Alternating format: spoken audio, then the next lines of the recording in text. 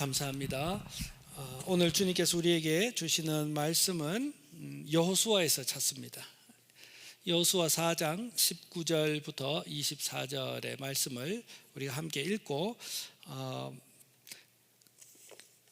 내 마음속에 내 영혼의 성탄을 기념하며 감사합시다 라는 제목으로 말씀을 나누려고 합니다.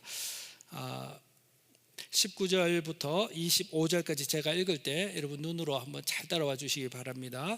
첫째 달 10일에 백성이 요단에서 올라와 여리고 동쪽 경계 길갈에 진침해 여호수아가 요단에서 가져온 그 12돌을 길갈에 세우고 이스라엘 자손들에게 말하여 이르되 후일에 너희의 자손들이 그들의 아버지에게 묻기를 이 돌들은 무슨 뜻이니까 하거든 너희는 너희의 자손들에게 알게 하여 이르기를 이스라엘이 마른 땅을 밟고 이 요단을 건넜음이라. 너희의 하나님 여호와께서 요단 물을 너희 앞에서 마르게 하사 너희를 건너게 하신 것이 너희의 하나님 여호와께서 우리 앞에 홍해를 말리시고 우리를 건너게 하신과 같았나니 이는 땅의 모든 백성에게 여호와의 손이 강하신 것을 알게 하며 너희가 너희의 하나님 여호와를 항상 경외하게 하려 하심이라 하라. 아멘. 여러분 역사책에는 어떤 이야기가 나오죠? 역사 이야기가 나오죠. 요리책에는 요리하는 방법에 대한 이야기가 나오죠. 성경에는 어떤 이야기들이 나올까요, 여러분? 성경에는 어떤 이야기가 나올까요? 법에 대한 이야기도 있고요. 또 성경은 또 이스라엘 민족의 역사의 또 부분들도 나오고요. 역사도 있고요. 또 성경에는 지혜의 말씀도 있고요. 성경에는 노래도 있어요. 노래도 있고요. 또 성경에는 예언의 말씀도 있고요. 또 성경에는 편지글도 있고요. 또 성경에는 족보도 나오고요. 또 성경에는 예수님의 일생에 대한 이야기도 가득 차 있습니다. 근데 여러분 또 성경에 보면요, 특별히 성경에는 사람들의 이야기가 나옵니다. 그 사람들은 두 부류로 나누어져요. 한 사람의 부류는 하나님을 이렇게 만나지 못한 사람들의 이야기가 있고 또 한 부류의 사람들의 이야기는 하나님을 만난 사람들의 이야기가 성경에는 많지요. 오늘은 여러 가지 이야기 중에 하나님을 만난 사람들의 이야기를 조금 몇 가지 예를 들면서 먼저 나누어 보려고 합니다. 여러분 성경 인물들 누가 기억이 나십니까? 지금 이 순간 누가 생각납니까? 이러면 딱 생각하기가 쉽지 않죠. 네. 그래서 저는 성경에 나온 인물 중에 하나님을 만난 사람들의 이야기로라는 생각을 딱 해보면 맨 먼저 저는 아브라함이 딱 생각이 나요, 여러분. 창세기 12장에 보면 앞뒤 이야기가 없어요. 그런데 갑자기 이유는 모르겠지만 하나님께서 아브라함을 부르시죠. 아브라함을 불러서 어떤 이야기를 하셨냐면 너는 고향과 친척과 아비의 집을 떠나서 내가 너에게 보여줄 땅으로 가라. 그리고 나서 약속하시죠. 너로 인해서 내가 큰 민족을 이루게 하겠고 너에게 복을 주고 너의 이름을 아주 창대하게 할 거야. 우리가 앞뒤의 맥락은 모르지만 아브라함은 하나님을 만났던 것 같아요. 그래서 하나님께서 아브라함에게 만나시는 방식은 약속하시는 방식으로 하나님께서 아브라함을 만나 주셨어요. 이전에는 아브라함의 삶은 어떻죠? 하나님께서 그를 부르시기 전까지 아브라함의 삶은 기록이 잘 없지만 하란이라는 곳에서 그의 평범한 삶을 살았지 않겠습니까? 그냥 그 가족들과 더불어 아버지와 어머니 또 형제 자매들 또 이제 후손들하고 이제 살게 되는 그런 평범한 삶을 살았지 않겠습니까? 그러나 아브라함이 하나님께서 그를 만나시고 약속을 주고 부르시고 나니까 아브라함의 삶이 바뀌죠. 안락을 쫓아 사는 삶이 아니라 하나님의 약속을 붙들고 살아가는 삶으로 아브라함의 삶은 바뀌죠.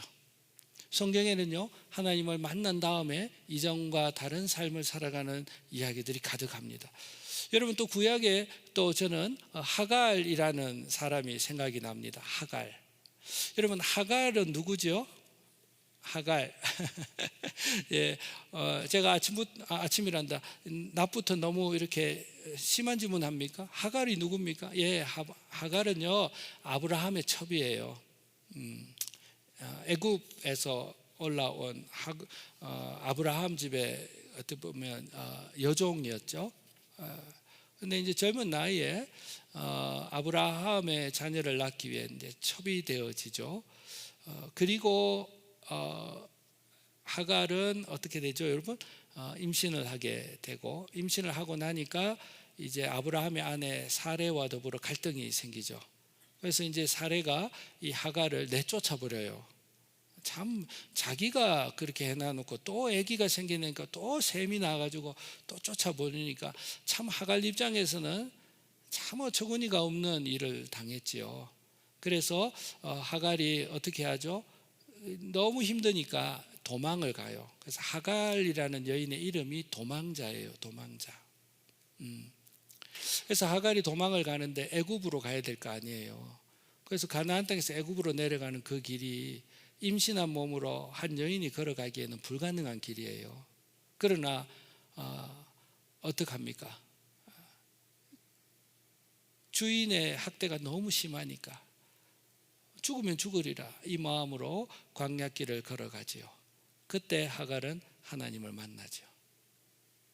어떤 하나님을 만났냐면, 세상 천지에 나를 생각하는 사람은 아무도 없다고 생각했는데 광야길을 걸어가는 나를 살펴보시는 하나님, 그 하나님을 만나게 돼요. 그리고 그 하나님이 어떻게 이야기하시냐면, 힘든 것 알아?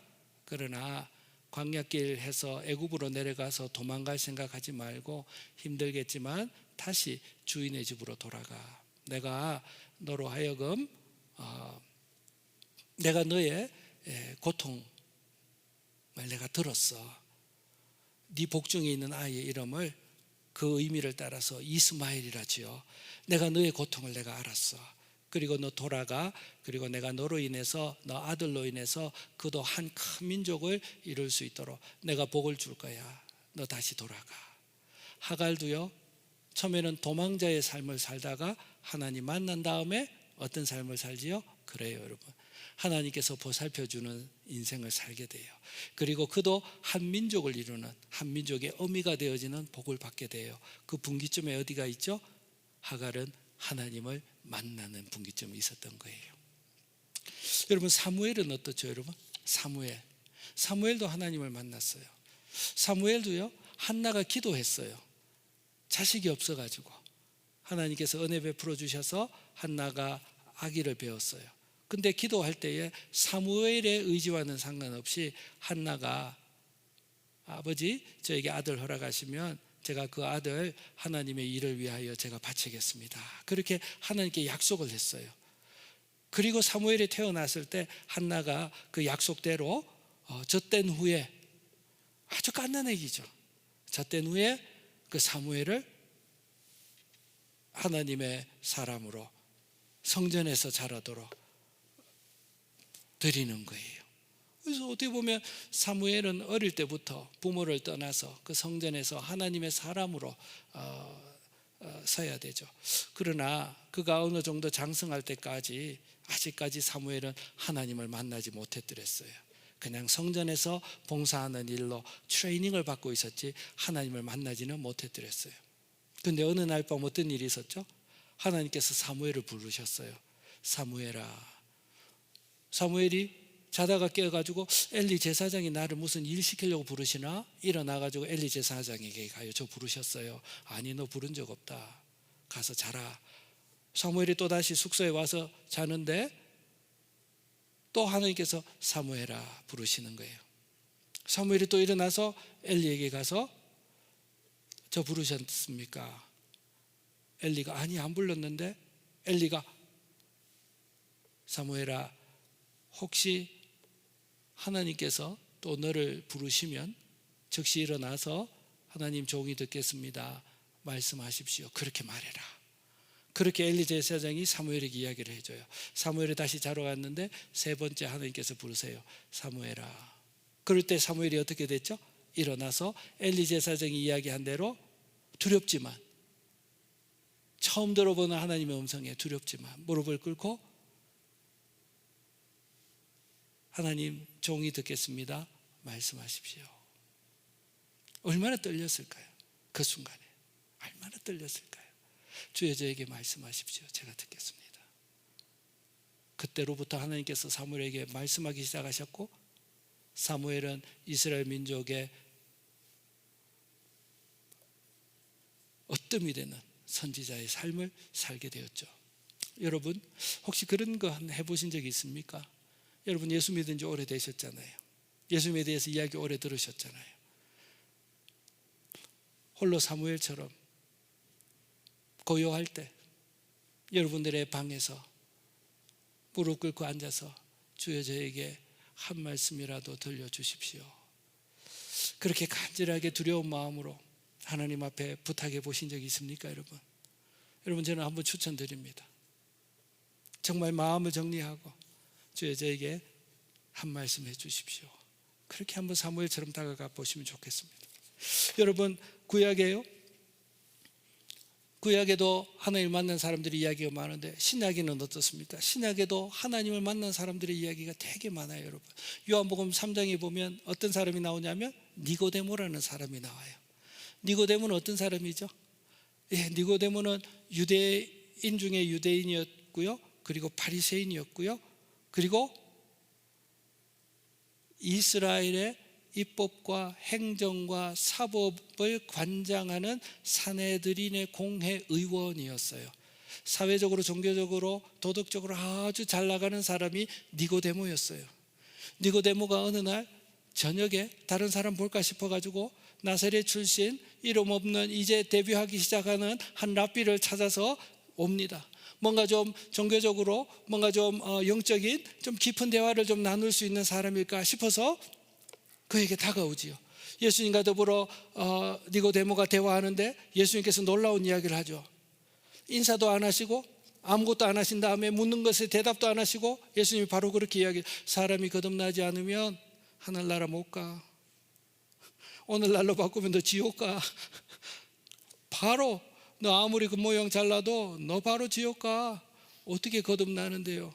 물과 성령으로 거듭나야 돼. 너는 이스라엘의 선생이라고 하면서 이것도 몰라? 껍데기로 가는 거 아니야? 물과 성령으로 그 심령이 거듭나야지 우리가 하늘나라 가는 거야. 그 이야기를 들었던 거예요. 그리고 이 니고데모는요, 아마 예수에 대해서 계속 관심이 있었던 모양이에요. 니고데모가 어떤 일을 하신지 아세요, 여러분? 아리마대 요셉, 예수님이 십자가에 못 박혀 죽으신 다음에 아리마대 요셉이 자기의 무덤, 그 돌 무덤을 내놔요. 예수 그 랍비, 그 예수의 몸을, 시신을 보관할 그 무덤을 내놓는단 말이에요. 그 아리마대 요셉과 함께 들어가서 예수님의 몸에 향품을 바르고 장례를 했던 사람이 바로 이 니고데모예요. 아마 니고데모는 예수의 그 가르침에 대해서 관심이 있었던 것 같아요. 믿음이 같은 것 같아요. 대화를 했던 사람인 것 같아요. 그리고 참 귀한 분 돌아가셨다. 정성을 다해서 예수님의 시신을 마치면서 아마 장례를 베풀었던 거예요. 그러나 니고데모에게 놀라서 기절초풍할 일이 벌어진 거예요. 내가 죽은 것을 확인했고, 내가 예수의 시신을 만졌고, 내가 향품을 넣었고, 내가 장례를 다 치루었는데 3일째 되는 날 부활하셨던 거예요. 니고데모가의 충격은 여러분 이루 말할 수 없는 거예요. 내가 장례한 그 예수가 부활했다고? 과연 그랬어요? 예수께서 다니시면서 부활하신 그분께서 천국 복음을 전하시고 부활 성천하는 일들을 니고데모는 목격했던 거예요. 니고데모의 삶은 완전히 바뀌었을 거예요. 어떤 삶으로요? 그냥 선생 정도로, 귀한 사람 정도로 쫓았던 예수 그리스도를 이제는 누구로요? 부활의 주님으로 니고데모는 받아들이는, 아마 니고데모의 일생의 삶은 이제 부활하신 예수 그리스도를 전하는 삶을 살 수밖에 없었을 거예요. 신약에도 예수를 만난 다음에 이전과 이후의 삶이 완전히 달라진 사람들의 이야기가 있죠. 여러분 또 어떤 이야기를 해볼까요? 여러분 생각나는 사람이 있습니까? 또 어떤 이야기가 납니까? 우물가에서 예수님이 한 여인을 만나셨죠. 우물가에서 한 여인을 예수님이 만나셨어요. 이 여인은 그 동네에서 참 얼굴 들고 살 수 없는 여인이었어요. 그래서요, 이 여인이 다른 여인들이 물들어 갈 때 함께 갈 수 없어가지고 다른 여인들이 물들어 가지 않는 제일 뜨거운 낮 12시 정오에 그 떼약빛에 홀로 사람들의 눈을 피해가지고 물을 길러러 오는 그 여인을 누가 기다리셨죠? 예수님이 기다리셨어요. 그리고 예수님께서 먼저 대화를 시작하셨어요. 그리고 예수님을 만났어요. 대화 중에 이 여인은 깨달았어요. 이 유대인은 뭔가 좀 다르다. 세상에 이 유대인이 나를 언제 봤다고 나의 삶의 모든 것을 아는구나. 과연 참 선지자로다. 이는 과연 그리스도가 아닌가? 우리가 기다리던 메시아가 아니라면 어떻게 이런 일이 벌어질 수 있을까? 그 예수를 만나고 우물가의 이 여인은 평소에는 부끄러워서 피할 수밖에 없던 그 사람들, 마을 사람들에게 가서 와 보라, 이는 우리가 기다리던 그리스도가 아닌가? 마을 사람들을 초청하는 여인으로 이전과 이후의 삶이 완전히 달라지는 그 중심에 뭐가 있지요? 예수 그리스도를 만나는 일이 있어요. 여러분 소경 바디메오는 기억하십니까? 소경 바디메오는요 눈이 보이지 않았어요. 눈이 보이지 않는 사람의 특징이 무엇입니까? 귀가 발달해요. 귀가 발달하니까 사람들이 다니면서 수근수근하면서 나사렛 예수에 대한 이야기를 하는 이야기를 얼마나 잘 들었겠어요. 보이는 게 없는데, 듣는 것밖에 없는데 얼마나 쏙쏙 예수에 대한 이야기를 들었어요. 듣다가 이 소경 바디메오의 마음 가운데 혹 예수께서 나를 구원하실 수 있겠다 라는 그런 기대가 생겼어요. 어느 날 예수께서 지나가신다는 소리를 들었어요. 소경 바디메오가 어땠지요? 나사렛 예수여 나를 구원하소서 부르짖었어요. 보이지 않지만 예수님이 어디로 어떻게 지나가는지 내가 알 수 없지만 분명히 내 귀에는 예수님이 지나가시는 소리를 듣는 거예요. 보이지 않지만 나사렛 예수여 나사렛 예수여 나를 좀 쳐다보소서 나를 구원하소서. 그렇게 소리 지를 때 예수께서 바디메오에게 다가오셨어요. 그리고 그 눈을 만지시고 어떤 일이 벌어졌죠? 바디메오는 이제 맹인이 아니라 보는 사람이 된 거예요. 내가 이제 귀로는 들었는데 이제는 내가 눈으로 보는 사람이 되었던 거예요. 예수 만나고 나서 그의 삶이 바뀌는 이야기, 소경 바디메오의 이야기가 있는 거죠. 삭개오는 어떻죠 여러분? 삭개오는 세리장이었어요. 부자였어요. 갖출 거 다 갖춘 사람이었는데 삭개오의 마음에는 공허함이 있었어요. 자기의 민족으로부터 미움을 받았어요. 친구가 없었어요. 돈은 많은데 사람이 없었어요. 인생의 의미를 찾지 못했어요. 이 삭개오도 예수가 지나가신다는 소리를 듣고 앞서 뛰어가서 예수를 먼 발치에라도 예수를 보려고 나무 위에 올라가서 사람들의 시선을 상관하지 않고 나무 위에 올라가서 그 예수를 보려고 올라가 있는 그 삭개오에게 예수님은 다가오셨어요.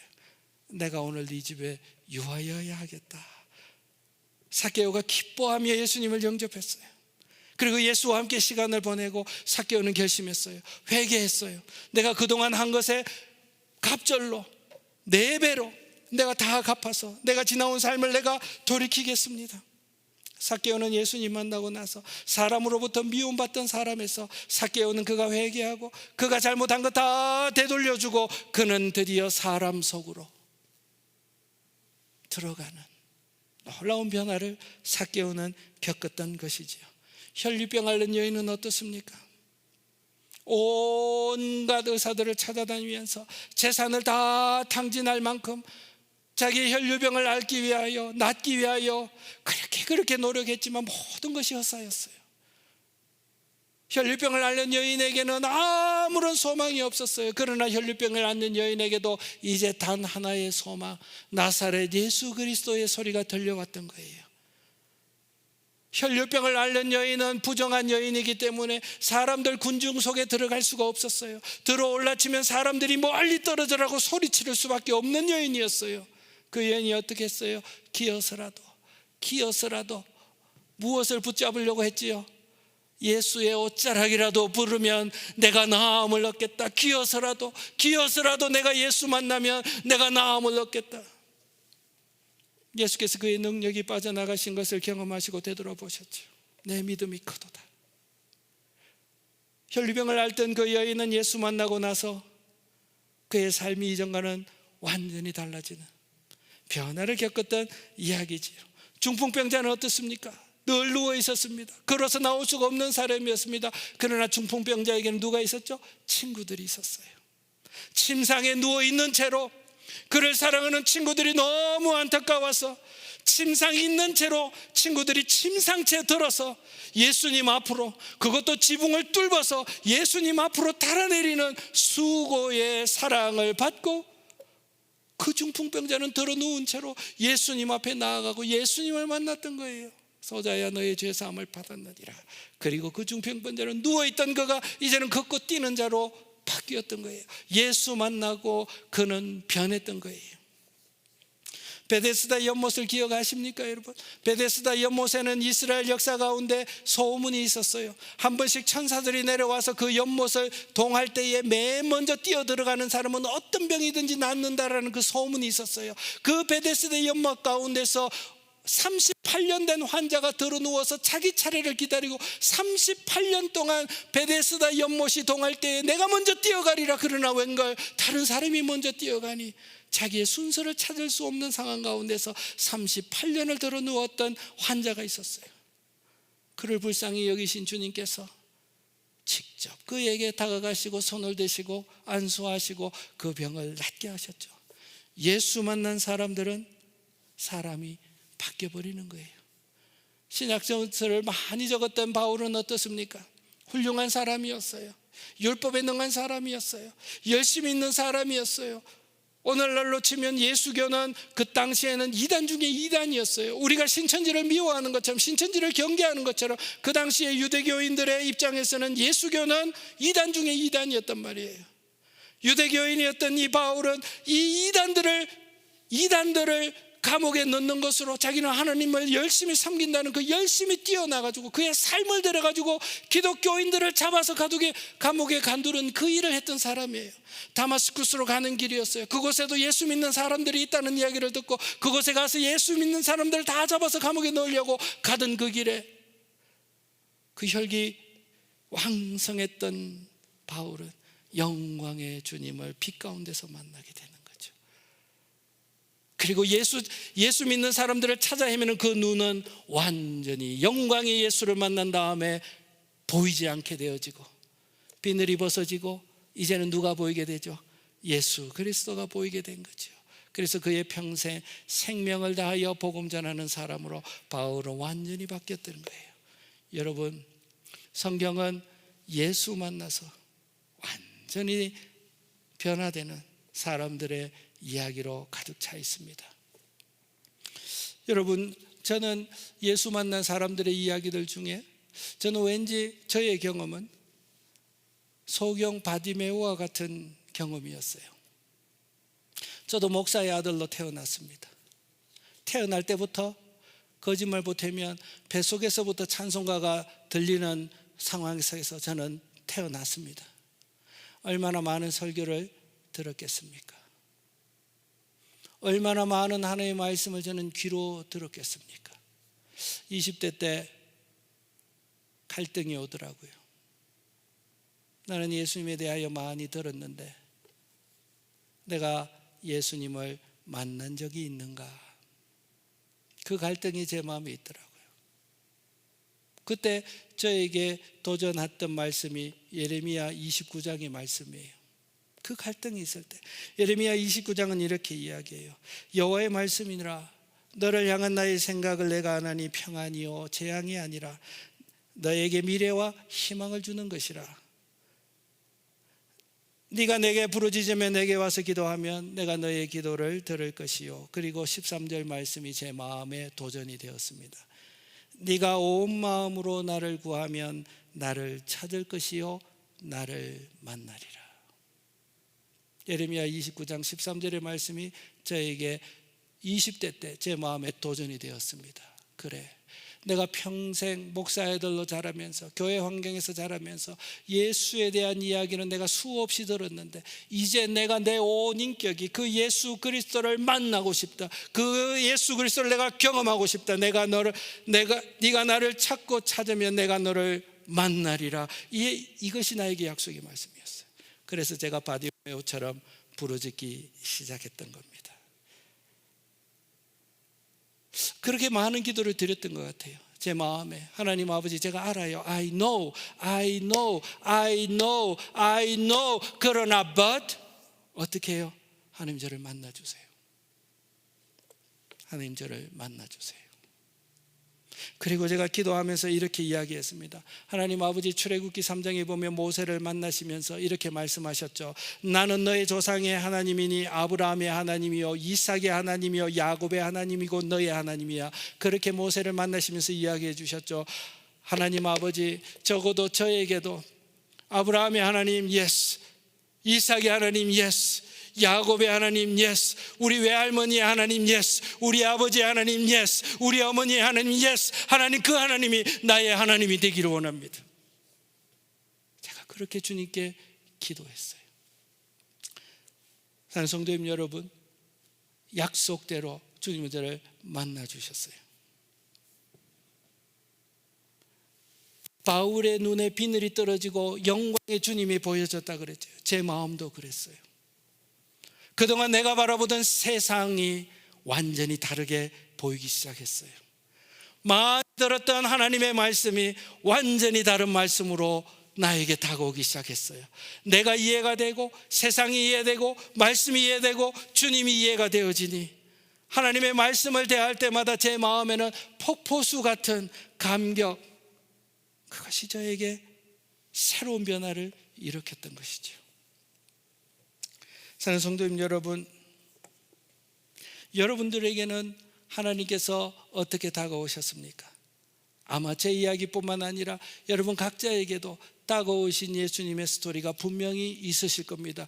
그 다가오셨던 예수님이 있으셨기 때문에 여러분들이 오늘 이 자리에 나와 예배드리고 있는 것 아닙니까?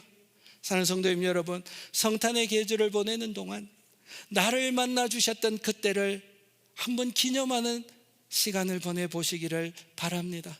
곰곰이 앉아서 주님이 나를 어떻게 만나주셨는지, 내가 한때 주님에 대하여 감격했던 그때, 혹시 내가 잊어버리고 있었다면 그때를 다시 한번 복귀하면서 그래 맞아, 그때 주님께서 말씀으로 나에게 다가오셨지, 맞아 그때 주님께서 찬송으로 내 마음에 다가오셨지, 그때 맞아 그때 주님께서 내가 눈물을 흘리게 하시고 눈물 가운데 주님께서 내 마음을 만져주셨지, 맞아.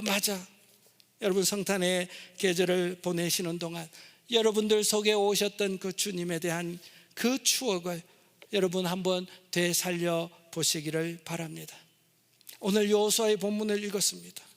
여호수아가 이제 이스라엘 백성들을 이끌고 광야 40년 후에 약속의 땅, 이 가나안 땅으로 이제 들어가야 하는데 요단강이 가로막아서 이스라엘 백성들의 진군을 막고 있었어요. 어떤 일이 있었죠? 여호와의 법궤를 대고 제사장들이 법궤를 메고 요단강에 발을 내디는 순간 마치 홍해를 가르셨던 그 하나님의 은혜가 요단강을 가르시고 온 백성들이 하나님의 능력으로 마른 땅을 걸어서 하나님께서 약속하여 주셨던 땅으로 들어오고 길갈에서 첫 캠프를 쳤습니다. 하나님께서 어떤 명령을 하셨죠? 너희가 방금 건넜던 요단강에서 이스라엘 12지파를 대표하는 12개의 돌을 취하라. 돌을 취하여서 길갈에다가 그 돌을 세우라. 그렇게 하나님께서 명령하셨어요.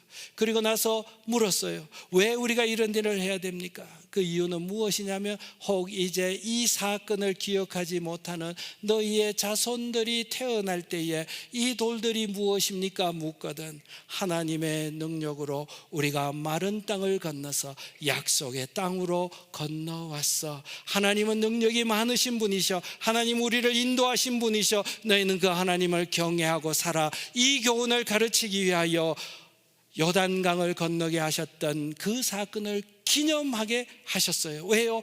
그래야 힘이 들 때, 두려울 때 그 돌들을 보면서 이스라엘 백성들은 맞아, 저 돌들을 보니 우리 하나님은 살아계셔. 저 돌들을 보니 우리 하나님은 능력이 많으셔. 저 돌들을 보니 우리가 하나님을 의지하고 살아가면 우리는 능히 요단강을 걷는 것처럼 이 상황도 돌파하리라. 그렇게 오늘 본문에는 12돌을 취하여 하나님께서 행하신 일을 기념하라 말씀하셨습니다. 사랑하는 성도님 여러분, 성탄의 계절입니다. 저와 여러분들에게는 12돌 뿐이겠습니까? 여러분들의 인생길 가운데서 찾아오셨던 그 주님에 대한 은혜 잊으시지 않으십니까? 시간을 내셔서 성탄의 계절에 여러분들의 삶 가운데 오시고 행하셨던 그 주님의 이야기들을 한번 마음 가운데 기념하신다면 아마 저와 여러분들을 사랑하시는 그 하나님의 사랑을 다시 한번 확인하고 힘을 얻게 되어지실 것입니다. 죽은 것과 같은 나를 주님이 살리셨는데, 생명까지 주셨는데 하나님께서 나를 위하여 무엇을 아끼시겠는가? 그러한 든든한 마음이 성탄의 계절에 우리 마음 가운데 찾아오게 될 것입니다. 여러분 혹 가능하신 대로 친구를 만나거나 가족들과 함께 있거나 부부지간에 대화할 때 좀 어색하지만 성탄의 계절에는 너는 어떻게 예수 믿게 되었니? 네가 예수님을 처음 믿게 된 그 이야기 나한테 들려줘. 처음 예수님이 여러분들 마음 가운데 왔던 그 이야기를 서로 나누면서 각 사람 가운데 찾아왔던 그 영혼의 성탄절을 함께 기념하게 되어질 때 그리스도의 사랑이 더 크게 느껴지고 하나님 우리와 함께 계신 것이 더 느껴지고 다시 한번 새로운 마음으로 신앙의 길을 걸어갈 수 있는 그런 용기를 여러분 얻게 되어질 것입니다. 마리아가 흔들릴 수 있었습니다. 처녀가 아이를 배다니요, 돌에 맞아 죽어도 되는 참 부끄러운 일이었습니다. 사람들마다 분명히 손가락질 했을 겁니다. 사람들마다 수근수근 했을 겁니다. 아마 그 길을 걸어갈 수 있었던 이유는 끝끝내 예수 그리스도가 십자가에 처형되는 그날까지 마리아가 동행할 수 있었던 그 이유는 아마 첫날 천사 가브리엘에게 그에게 와서 복 있는 자여, 네 속에 예수 그리스도가 수태할 것이고 그 예수 그리스도는 온 인류를 구원할 자가 되시고 너는 대대로 복된 여인이 될 것이야. 처음 예수 그리스도가 그에게 잉태되었던 그날 밤을 마리아는 기억하고 어려움을 돌파했을 것입니다.